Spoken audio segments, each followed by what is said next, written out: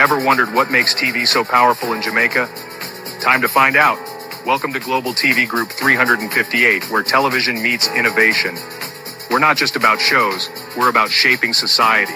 In Jamaica, TV keeps you informed, connects diverse voices, and supports democracy. Imagine a Jamaica where broadcasters unite, sharing data and collaborating globally. That's us, a unified voice in the TV industry. Did you know TV advertising is still king? It drives website traffic, boosts brand equity, and powers integrated campaigns. Even in an age of digital, TV stands strong, resilient in tough times. Our Global TV Deck is your treasure trove of insights and data. With charts, graphs, and success stories, it's your guide to impactful TV advertising. Curious to learn more? Visit our website and see how Global TV Group 358 keeps television at the heart of entertainment in Jamaica. Get ready to binge watch the future. Corruption is a vile disease that sucks and drains the health out of something good. Corruption in society is an evil moral infection that keeps community in the state of perpetual sickness. Corruption is a moral virus. It's so potent, it leaves its host sick, lethargic, and unable to realize and accomplish all that a well person can. Where corruption thrives, poverty and not prosperity thrives. Wealth is grabbed into the greedy, grubby hands of those who get fat on the toil and labor of good people. Corruption benefits, only temporarily, those who participate in it. Everyone else is a victim of the theft, the deceit, the dishonesty, and the lies that corruption feeds on. You need to know that a corrupt person is stealing from you. Corruption is filthy work and despicable acts of treachery done under the table and behind closed doors. Corruption is a disgusting shame. Corruption keeps a nation back from true development and from progress. Wise investors steer clear of a corrupt environment. They would rather put their resources into a place where the playing field of opportunity is equal for all and not bent towards feeding the financial lust of corrupt, lying, cheating, thieving politicians and government officials. How many wonderful development projects have been lost because the investors didn't want to do business in a swamp of evil? When those great projects go to another nation or to some other place, we all lose. Believe me when I tell you that corruption steals from you, it steals from all of us. Corruption plunders the nation's wealth. Corrupt people compromise on truth, equity, and fairness, choosing instead to feed off the short-term benefits of crookedness, exploitation, and financial perversion. Corruption is not just a personal matter, it's a culture. It's a way of life, not just for individual people, but for companies, communities, governments, and nations. Corrupt nations, hiding behind large companies, will seek to invest in other weak nations in order to take over the assets of the nation that they've invested into. They will provide financial loans to a nation for the much-needed infrastructure, and they will do it with assets that they provide. They will sign contracts by lining the pockets of rotten government officials who participate in this kind of corruption and are then held hostage by their own deceit and greed. Corruption is nothing less than a form of theft and national robbery. A corrupt person steals from everyone in society.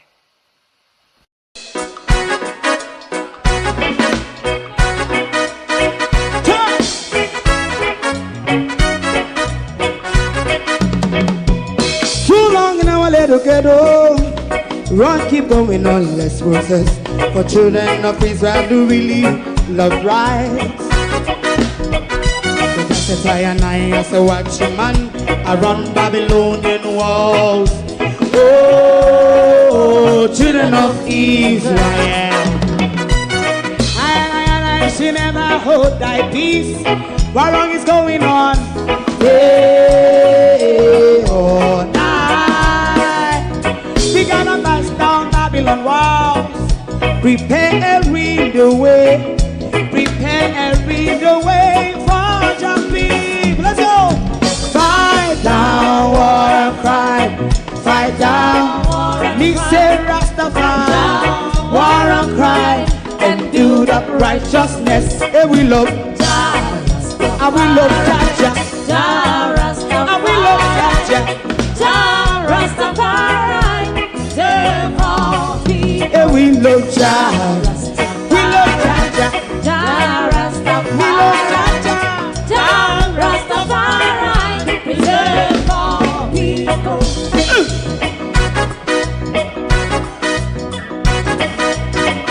Put time away again. Listen, yeah. Just as I and I as a watchman, I run Babylonian walls.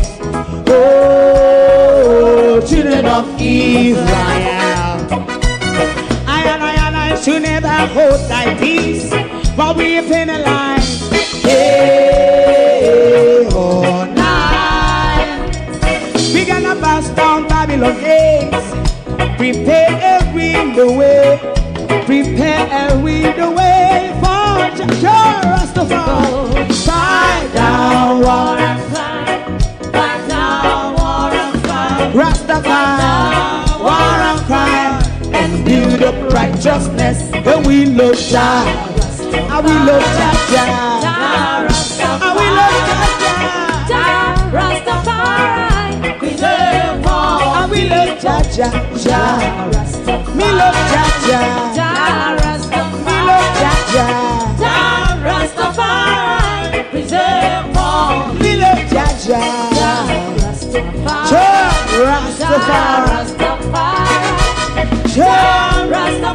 Yeah, the next song is going to be the last song for tonight, and then DJ Twink.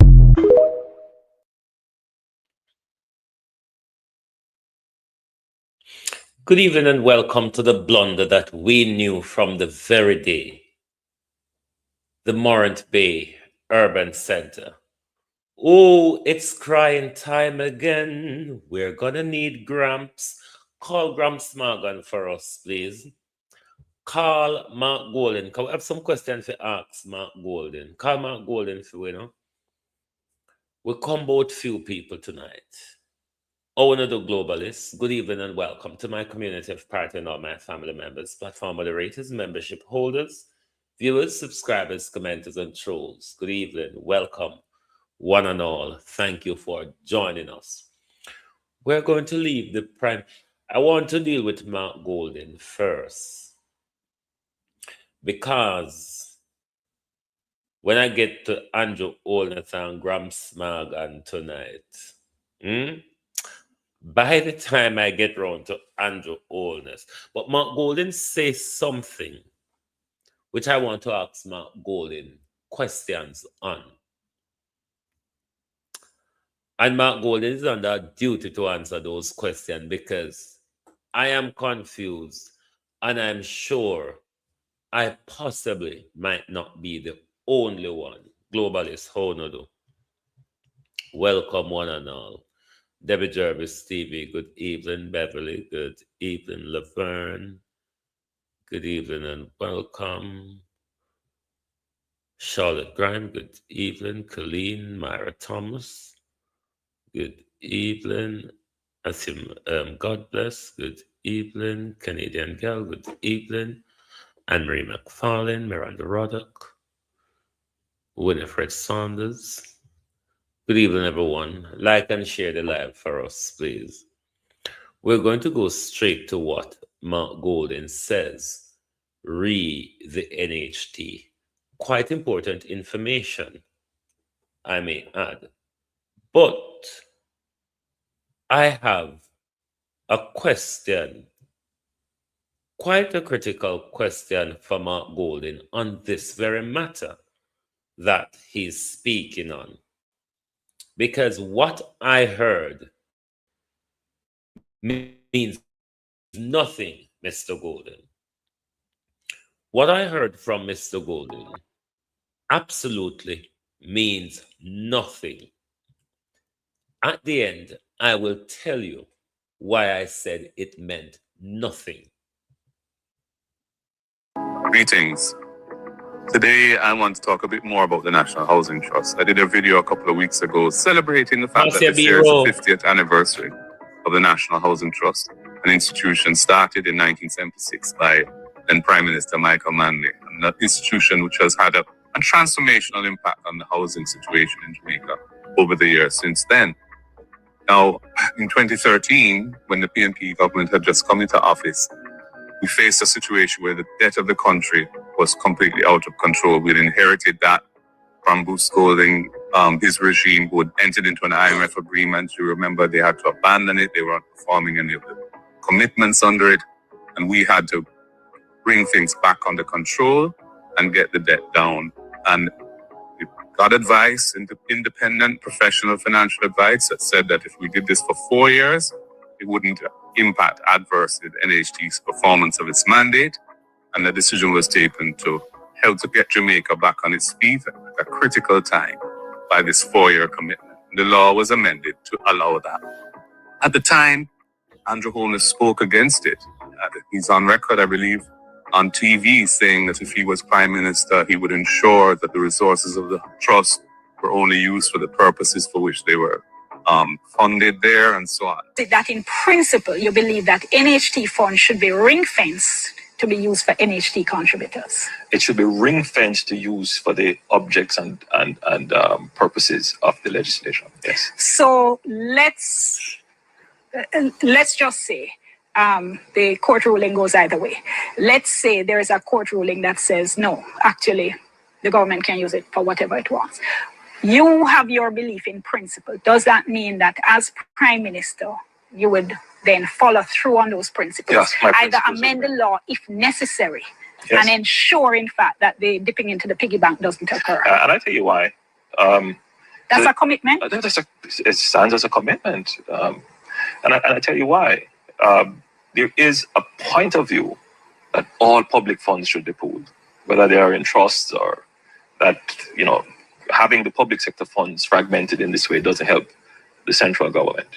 But then there is also another view that there are some funds that belong to account holders, funds like pension, funds like the NHD, and those funds ought to be totally excluded because technically they are the private property of contributors.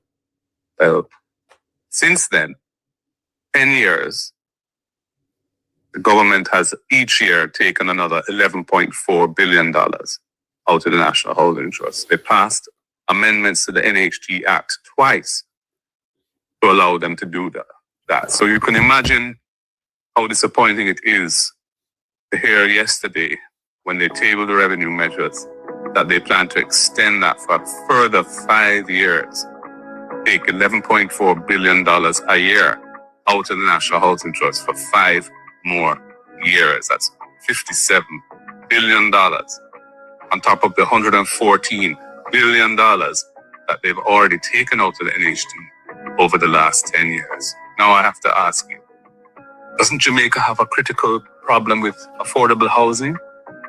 Aren't Jamaican people, especially young people, struggling to find a way of acquiring their own home? The NHT is the vehicle that should be doing that. But when you keep taking the money out of it in such large amounts, you can't fulfill that mandate. And it's not fulfilling that mandate. And that is why in the PNP's manifesto in the last general elections, we committed to stopping that. We would no longer take money out of the trust to fund the budget, which is what they've been doing, and which they're committing to do another 5 years. And they're going to have to pass legislation, implement that. So we're very disappointed by that. And we think it doesn't make sense anyway, even if you were going to do it for 1 more year, because of the problems due to Melissa and trying to work out how to fund the budget, that would have been bad and not so bad. But to say now that you're going to extend it for 5 more years, when housing is such a problem in the country, what about the 40,000 people who lost their homes in Melissa? The NHT should be playing a much bigger role in getting them back on their feet in new housing. And the 90,000 additional people who had severe damage to their roofs and so on. Why are you depleting the NHT of resources as an agency set up for dealing with situations to do with housing? Put it into the general part of the budget where it was spent on wages and salaries and what have you. So we don't support this, and I certainly am very disappointed that they are coming with it. And, I'm going to try my best to persuade them to think again, because there's no way we can support 5 more years taking the resources of this level out of the National Housing Trust, especially in its 50th anniversary year.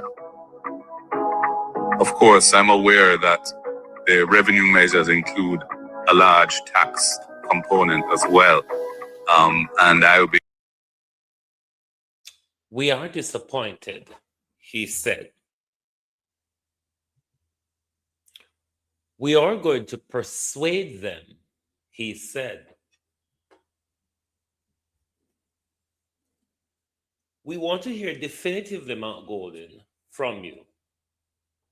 If it is that the Prime Minister requires the 2/3 majority to amend the legislation to take another $57 billion out of NHT for the next 5 years, will the People's National Party, Mark Golden, vote along with the government in your disappointment for the government to pass the amendment in order to continue fleecing contributors' fund, especially contributors? You ought to be asking the opposition, will you vote with the government? If you're unable to persuade the government, Mark Golden, and I think you need to answer this to us, answer this to the NHT contributors. If it is that the government requires its 2/3 majority to have the legislation amended, or is it a simple majority? Which one is it that the government requires to have the legislation amended? And if it's a 2/3 majority, will the People's National Party vote along with the government, Empress Deb, the easy jerk, Kawanado? Will the People's National Party vote along with the government to continue to fleece contributors' money? It makes no sense Mark Golden come out here and tell us about his disappointment or tell us that he's going to try and persuade them. We want definitive speaking from the opposition. On the note, if you are this disappointed, what we need to hear from you, under no circumstances we are going to support the amendment to continue fleecing the public's the contributors' fund. We don't need to hear that you're disappointed. We don't elect leaders to be disappointed. We elect leaders to act. And as a leader of the opposition, we expect you to oppose the government continuous fleecing. The government must come up with a plan to divert that 11 billion a year into assisting people who damaged by Melissa to get back on their feet into housing. That's what the opposition need to be pushing for. So we don't really care about your disappointment, Mark Golden. What we care about is knowing, will the People's National Party, if the government, if you, Mark Golden, and the PNP are unable to persuade Andrew Holness as you hope to, what will be the next move? Will you vote along with them to continue to fleece the contributors' funds? Or will you use your vote to stop him? That's what we want to hear. We don't want to hear that you're whatever is about it. That's not important to us. That doesn't protect contributors. Now, we're going to also look at an article we did yesterday, and Mark Golden questioning of the whole NARA and the pace of the recovery and all that jazz. We did this article from yesterday, but I forgot to bring it this morning because we were dealing with so much different issues. Mark Golding, critical of recovery pace, bureaucracy, and NARA's rollout post-Hurricane Melissa. Opposition leader Mark Golding has maintained a largely critical stance on Jamaica's recovery from Hurricane Melissa, raising concerns about progress across affected parishes, government bureaucracy, and the implementation of the National Reconstruction and Resilience Authority. While acknowledging some incremental gains, he argues the response has not matched the scale of destruction caused by the Category 5 storm, which struck on October 28, 2025, leaving $8.8 billion in damage, equivalent to 41% of Jamaica's 2024 GDP, and affecting over 626,000 people. Concerns over recovery pace across affected parishes. Western parishes including St. James, Westmoreland, Trelawney, Hanover, and St. Elizabeth bore the brunt of the hurricane, with Westmoreland and St. Elizabeth hit hardest. 50 days after the storm, nearly 950 people remained in shelters, and 120,000 buildings were still roofless, while power outages persisted for weeks in many areas. Though the government has since launched a shelter recovery program, disbursing up to $500,000 per household for severe damage, and cleared over 1,600 truckloads of debris in St. James alone, Golding has emphasized that progress remains uneven and too slow for vulnerable communities. He has also questioned the adequacy of past relief measures, like the $10 million allocation per MP in hard-hit constituencies, arguing it falls short of addressing long-term reconstruction needs for small farmers, fishers, and micro-enterprises. Regarding the Oval, likely referring to community hubs or public spaces affected by the storm, while specific details on its recovery are limited, Golding has called for accelerated action to restore public infrastructure, schools, and health services across all impacted areas, stressing that delays risk reversing development gains. Critique of government bureaucracy. Golding links slow recovery to what he describes as overrun bureaucracy and a lack of accountability. In recent parliamentary debates, he challenged the structure of income tax amendments aimed at providing relief to affected workers, questioning whether statutory deductions would undermine full support, and advocating for a permanent, flexible disaster relief framework built into law. He has also echoed past concerns about governance inefficiencies, arguing that bureaucratic delays have hindered aid delivery, and called for greater transparency and bipartisanship to streamline efforts.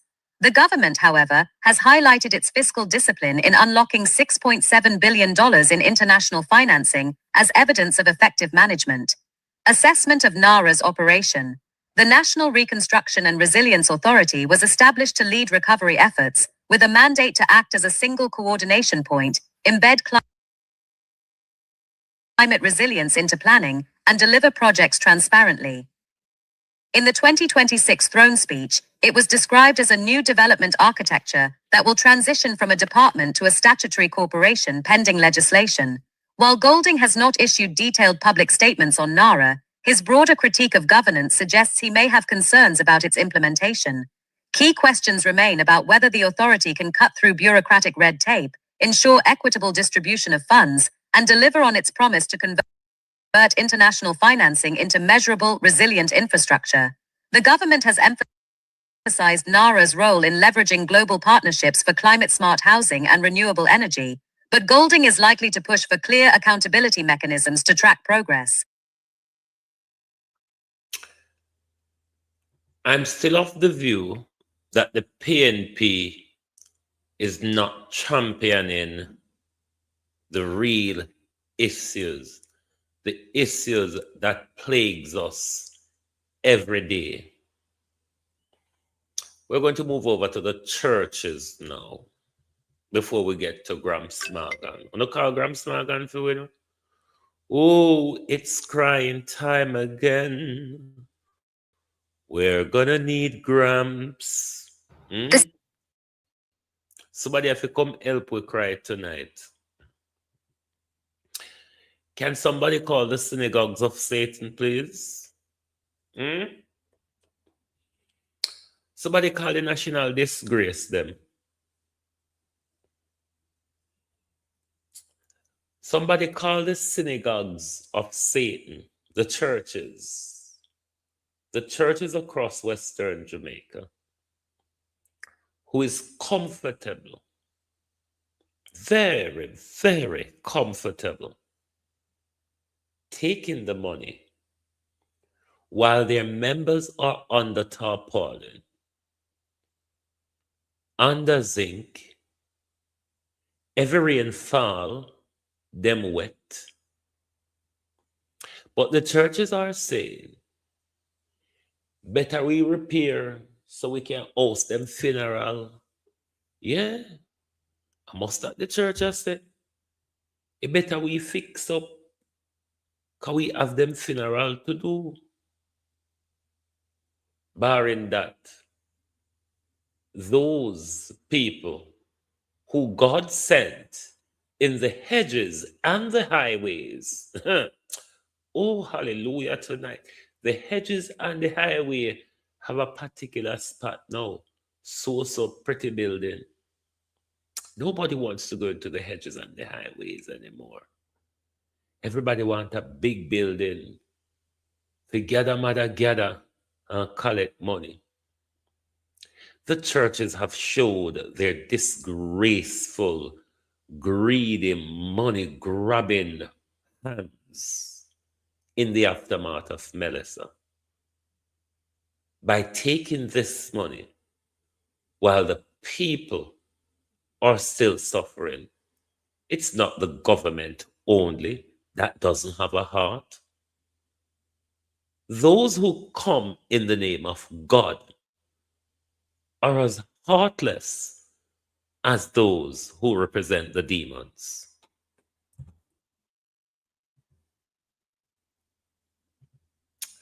Let's listen to this article. When we do, then we'll come back. The $75 million church aid plan, a controversy at the heart of governance. The Jamaican government's $75 million church cleanup and restoration initiative, part of the post-Hurricane Melissa National Cleanup Program, has sparked significant debate, with tensions flaring between Prime Minister Andrew Holness and backbencher Everard Warmington.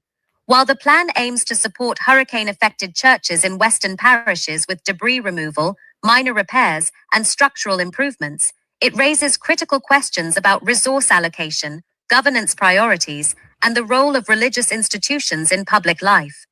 The government's rationale. Prime Minister Holness has clarified that the funding is targeted at immediate recovery needs, not full rebuilding, and emphasizes churches' role as community hubs that provide essential services beyond religious worship, such as hosting meetings and supporting vulnerable groups. All 105 applicant churches in St. Elizabeth have been verified, with shortlisting underway following the February 6th application deadline. The initiative is framed as a response to widespread damage that has disrupted both spiritual and community life in affected areas. Points of contention. Resource allocation priorities. Critics argue that the $75 million could be better directed toward housing, healthcare, or infrastructure projects that benefit all citizens, particularly as over 1,000 St. Elizabeth residents face complete home loss or uninhabitable conditions. This raises concerns about whether public funds should prioritize religious institutions over secular needs, even when those institutions serve community purposes. Accountability and transparency. Warmington, known for his outspoken stance on public fund management, has previously clashed with the government over partisan distribution of resources. While his specific objections to the church plan remain unconfirmed, his history of advocating for equitable spending suggests he may question how funds will be allocated, monitored, and ensured to reach all affected communities, regardless of religious affiliation or political alignment. Secularism and state-religion relations. The initiative also reignites debates about Jamaica's secular principles. Some argue that direct government funding for religious buildings risks blurring lines between state and faith, setting a precedent that could lead to preferential treatment for certain groups. Comparisons to international cases, such as Argentina's public outcry over church restoration funding, or India's debates about state support for religious institutions, highlight global tensions around this issue. Broader implications. The controversy underscores deeper challenges in balancing heritage preservation, community needs, and fiscal responsibility. While churches play a vital role in Jamaican society, the debate forces policymakers to confront difficult questions. How should public funds be prioritized in crisis recovery? What safeguards ensure equitable access to support? And how can the state uphold secular values while recognizing the social contributions of religious organizations? As the shortlisting process moves forward, the government must address these concerns to maintain public trust and ensure the initiative delivers meaningful benefit to communities affected by Hurricane Melissa. Andrew's out of office. I can't tell the amount of time this youth violate him out of office. Now, the government is having a national cleanup campaign. A national cleanup campaign involves right across Jamaica where Hurricane Melissa left her debris. Why then does the government need, because remember the government switched him out and said the $75 million is for cleanup. But we know it's not about cleanup, it's about restoration. Why, one asks, does the church were empty for most of the week has the priority over people's dwelling? People who are still on the tarpaulin, people who are still on the zinc, people who are still in the element, people who them house them roof taka taka back, but every rain fall, it fall inside and outside. The churches were still a collect offering from the people them. The church them was still a collect tithe and offering. Oh God, boy, may I tell you the things them do to the people. The church them was still a collect tithe and offering from the people them were in a dot. It is sickening and sad to see the state of mental decay one of the people them in. What the people them can't even see. How the government and the church come together and prioritize themselves. Government prioritize tourism industry. Government prioritize church, and we still in the mud and water. Government prioritize tourism industry. Government prioritize church, and we still live down in the mud and water. Oh, no, see it? Not because we look like the mud and water down here. We don't see it. But I phone no church them, you know. I only still go through offering, you know. As to why Melissa never lift up all churches in Jamaica and drop in at the sea and make poor people get the land for build house pan or we build community centers or whatever pan. As to why Melissa come to Jamaica, left the church them, left the pastor them, and left the politician them, I have no idea. Because one of my cousins explained to my sister yesterday how Melissa was behaving. So when Melissa come in at the house, take all of the see them one time, he come in and he take the whatnot and he carry go put down, and he come back and he take sofa and he carry go put down. She said, what stopped Melissa is when Melissa go to the bed turn crossway the door, and I succumb. Melissa stop bail out for them house. They don't see we yet. Up until now, neither the government nor the church not see we. Me don't know if I true we and the rubble them look alike. Me don't know if I true we and the mud and water look alike, and with the so low down so the eye can't really look down for see we. But nobody not see we yet. Tourism sector get, church get, tourism sector get a ear tax break. We have to pay new tax. Nobody not see we, only not see it. Only not see everybody just not step over we. This is disgraceful to see how the church is behaving over money we donated to the Jamaica people. Over money we donated, insurance, but then I get JPS not get to. Hey, Jesus. of mercy. Are we alone in a fashion? Hmm? Only no sister, we know in a fashion. Hmm? Morant Bay Urban We know in a Centre. fashion, you know. When I pardon the wrong spelling, Panama, me have to go correct it later, but the wrong spelling corrected everywhere else. Only don't know what to say, we know in a fashion. JPS get the whole of our insurance money. Lynette Jenkins, how are you? Philly Wagwan. Remember saying, you know, JPS are the first we get all our insurance money, then just tuck up here and choke JPS, so just poof. Then tourism sector get, church I get, and to date, I don't know if we name no call, you know. I know nobody no see with they are done Sonia Barracks Byron, oh no do. I know nobody no see we are done. I know everybody name a call. Money a sheer up left, right, and center. Everybody I get, I know nobody can call for we name.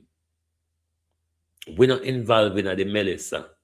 And never we Melissa lick down a dot.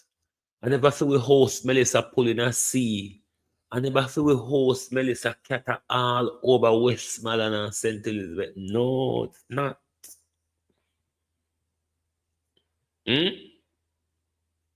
Churches. It's crying time again. You're gonna need me. I can see the faraway look in your eyes. And I can tell you by the way you hold me, darling. And it won't be long. When I call Gramps, said, no, we need somebody for help. Because when Gramps did a walk and cry, you know, I never really the crying time that time there, Evan Bradford. I never really the crying time that time there when Gramps did a cry. And now we want help for cry. So somebody try call Gramps, tap him on his shoulder and tell him say, this year a thing for cry about. Not when him there walk and shed crocodile tears span. Not the Gramps will go all over, so he go all over the world. And him never see anything like this. Before no call Gramps, tell Gramps so we need. And no, we need murder balling. And no, we need murder balling Gramps. Because when you dear cry, and you play thing, see we have reason for cry, you know.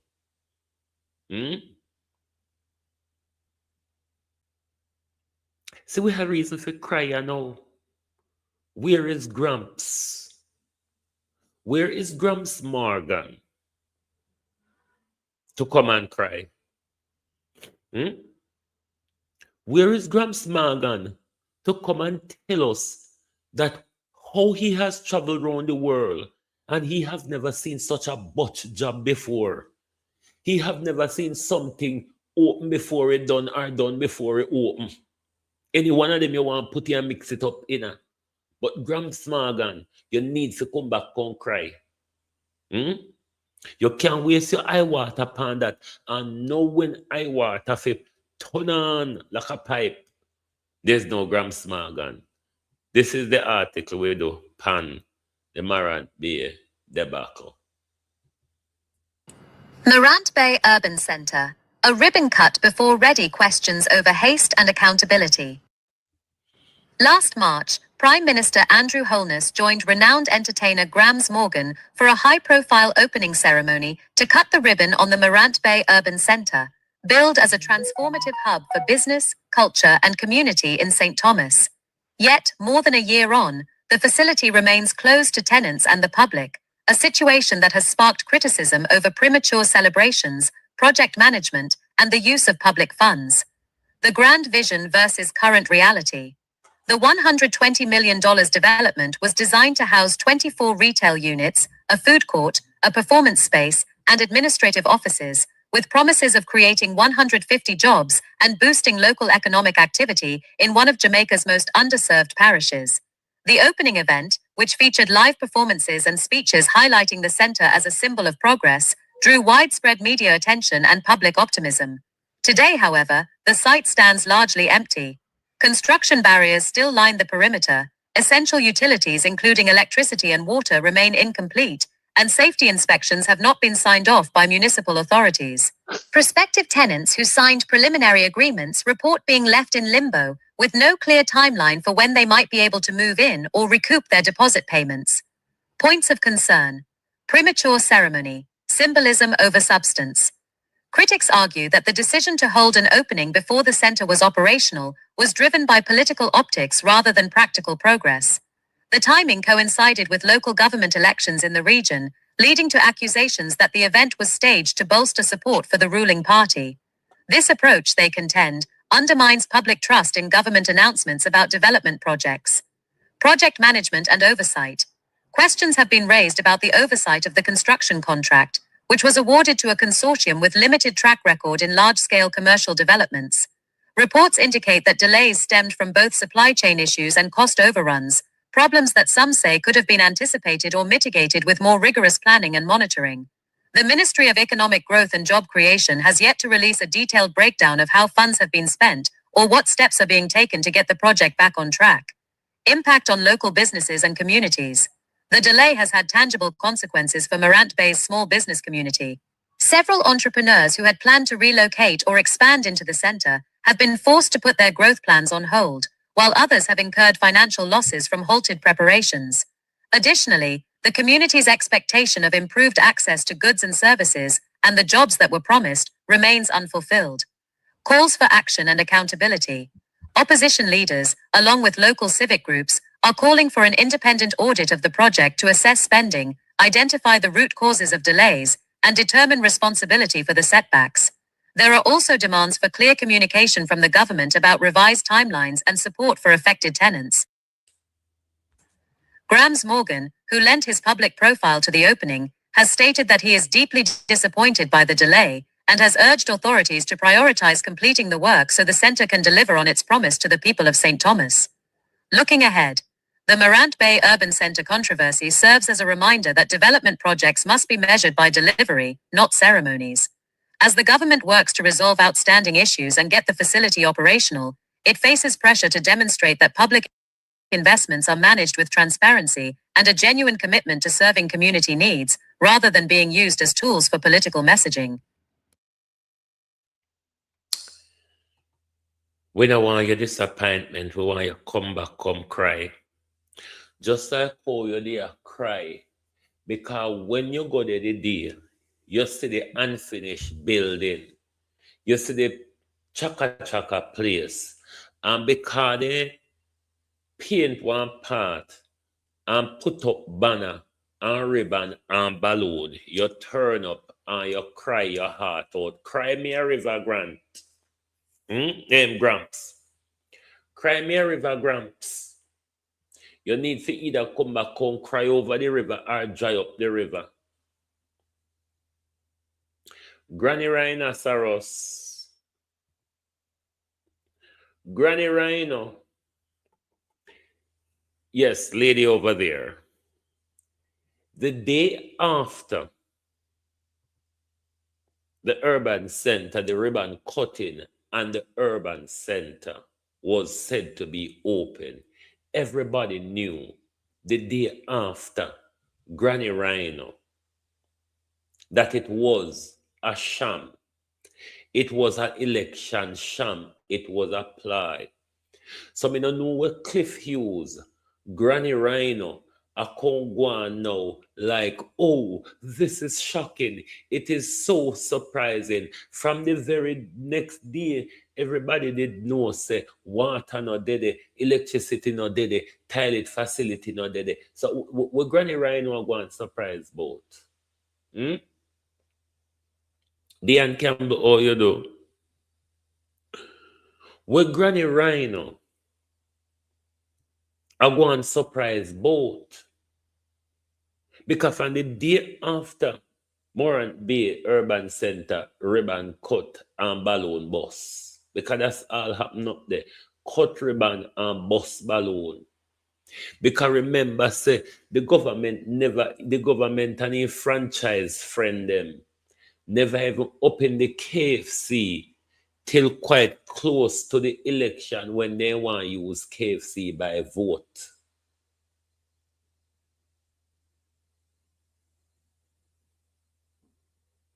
But this is what me telling us say. Me don't like entertainers and celebrity. Because these people, everybody use with as a profit. And let me tell you what me mean. Dirty Gram Smagan with the dirty old map on his head. They call themselves Rasta. And this is how these people commercialize things that they don't believe in. Because Gramsmagan them say them a Rasta, rent a Jed, map a Jed, or whatever. Me don't know which one he categorize himself as. But I can't be the real one. Because if I did the real one, Rastas don't conjure up and lie with the government and lie to the people. When Gramsmagan come out and I cry to no, that was a deliberate lie. When Gramsmagan telling us say him travel the world and him never seen nothing like this before, that was a sin against God and man. It wasn't just a source of lie, you know. It was a sin against God and man when Gramsmagan come out, come tell we say, because Gramsmagan turn up there and say, a rickety tickety, not finished there, not ready there. But Gramsmagan come out, come chicken out, and this is how them play upon African Rastafarian with them music and trick people while they don't believe. They don't believe in a way them a sing, tell you say. They don't believe in it. You don't feel shame, Gramsmagan. You don't feel shame. How you put yourself up for the very day. For the very day we know say you was a wicked and a liar. Because when you go to go cry, and when you go to go say you travel the world and you never seen this before, and that's how we know you never good. And that's how we know you never somebody. But on use, broke off one limb at the off of the tree of culture and use it and commercialize it and profiteer for yourself. But do you really care about culture and do you really care about the people? That you could stand up in public and lie to us like that and know when if you come out here, come cry. No one if you come out here, come cry when you're disappointed. We want to know out here for a ball and roll and a wall in a dot. And that happen when disgrace happen. So don't come out here, come talk about you're disappointed. What your disappointment can do to the problem? You tricked a lot of people when you went up there and cry. At least the idiot labor right them you tricked. You probably tricked some even some cultural Jamaican. You have some people who believe one celebrity sister or one pastor sister it goes up with you and I have to follow it and I have to believe in it.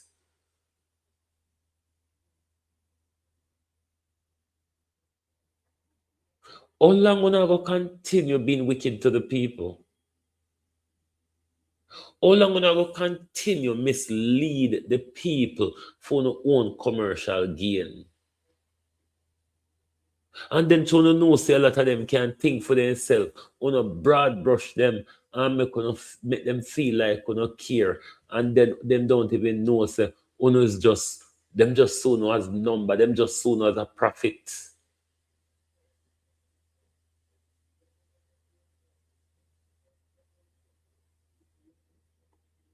It is really disturbing the contempt that these people have for us.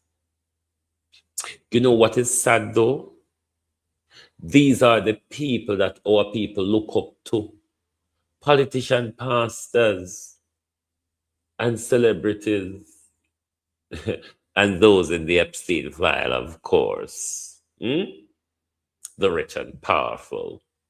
Yeah, I be them on look up to. Uno no shame. Uno no shame say all of the people them want to look up to, the whole world I look down pan now.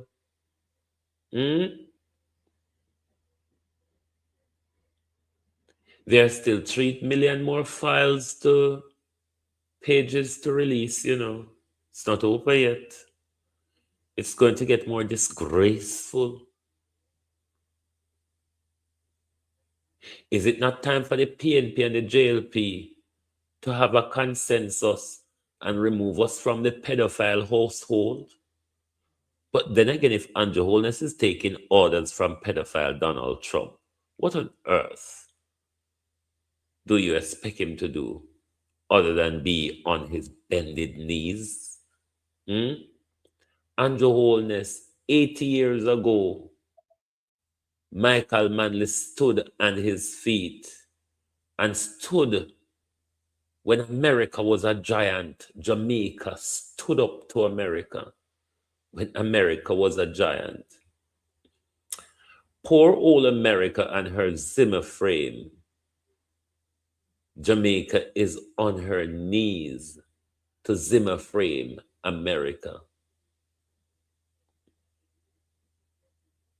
We were the first country in the 50s or so on, I believe, to stop doing business with apartheid South Africa. We led the way on the rebellion against apartheid South Africa. Look at us now. We can't even speak on Venezuela. We can't even speak up for Cuba. All right? Look at us. Look at what our youngest prime minister has taken us to. Into dictatorship. Into government led by profanities. Do you all understand where we reach? And do you all understand that Andrew Holness is taking us over the cliff with America? Andrew Holness is tying us to bastardization, criminality, pedophilia, and child rape. Yeah. That's where Andrew Holness said, it's better we lean to the Epsteins than go it with the global south.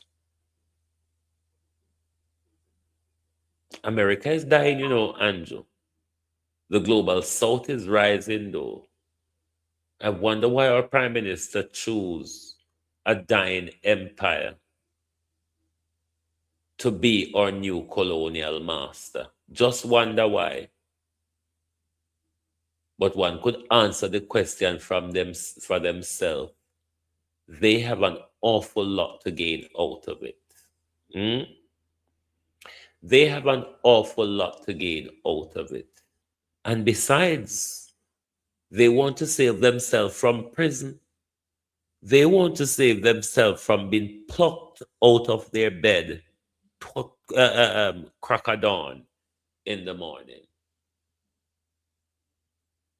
But when we chose government, though, we chose them to make decision on our behalf, not make decision based on what the Americans tell them to do. One should ask the question, why the fuck do we need any election in our country? Is it relevant anymore when the decisions they make do not match up with us? We don't know the decisions they're making. We don't know the dictations they've been given. You understand the dictatorship we're in. You understand the lawlessness Andrew has clinged to a president a pedophile president. A president have no respect for international law. A president have no respect for the American Constitution. And Andrew Holness think that is the better way. I mean, Cuba stuck it out and has done much better than Jamaica, much better than Jamaica on the education front, on the science front. What have we done in science? Ask your leaders on your academic. What have we really done in science? Anyway, one's going to go to their bed. Thank you very much for being here tonight. Lovely to have your support. Continue to interact with our articles on Facebook, and it will also lead you to the website.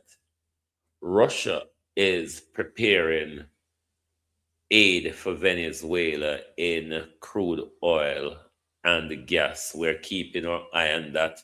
I'm sure some of you who have or up or visit our website, you would have seen we put out an article on that as well. Sir P said, in relation to Mark Shields, Ireland is a place where any Anglo-Saxon would be one of the loyal place. I don't even know if I can suggest a way how to clean up corruption in our country. It is because it is so entrenched and intertwined. If you try to yank corruption from the ordinary Jamaicans, they would scream. Because the ordinary Jamaicans is as corrupt as the politicians and the clergy. The difference is they don't benefit from the corruption. That's the only difference. It is so entrenched and intertwined in every system that we have that, why may I tell you, how would we drain the swamp? That's something where we need to sit down and come together and really think about. How do we drain the swamp? Because we really have what is a swamp. Because corruption in Jamaica is a top-down, bottom-up. Top-down, bottom-up. It comes from the top and the bottom serve it right up. Hard to deal with. What agency are you going to use to deal with corruption in Jamaica? Ask yourself the question, sleep on it, and come back and tell me tomorrow. Is there an agency in Jamaica which we can use to tackle corruption? Thank you for being here with us tonight. Lovely to have your support. Join us back tomorrow morning for your At a Glance program. If you have not yet hit the like button, make sure you do so before you exit the program so, it can push the program in the algorithm. Thank you and good night from Global TV.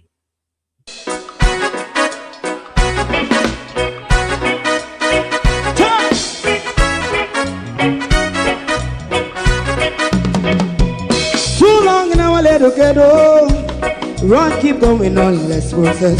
For children of Israel do really love rights. So just as I and I as a watchman, I run Babylonian walls. Oh, children of Israel,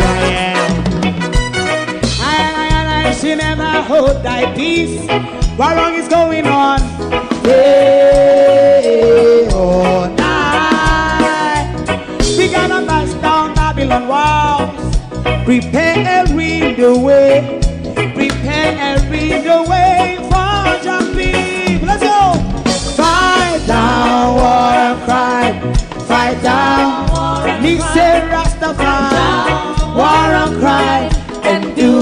righteousness. Hey, we love Jah, and we love Jah, and we love Jah, Rastafari, save all people. Hey, we love Jah, we love Jah, Rastafari, we love Jah, Rastafari, preserve all people.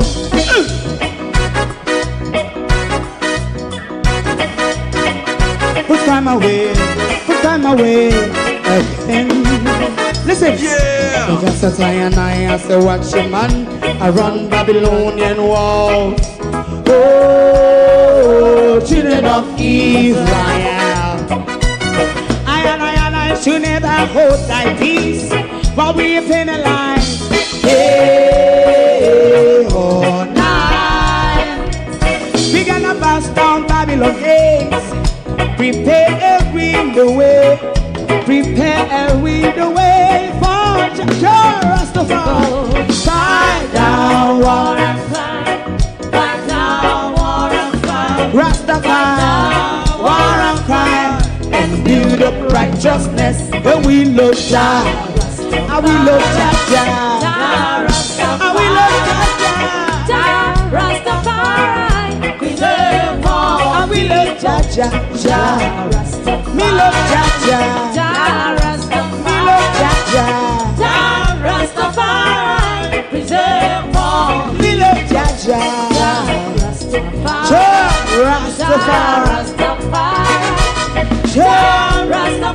Yeah, the next song is going to be the last song for tonight, and then DJ Twink.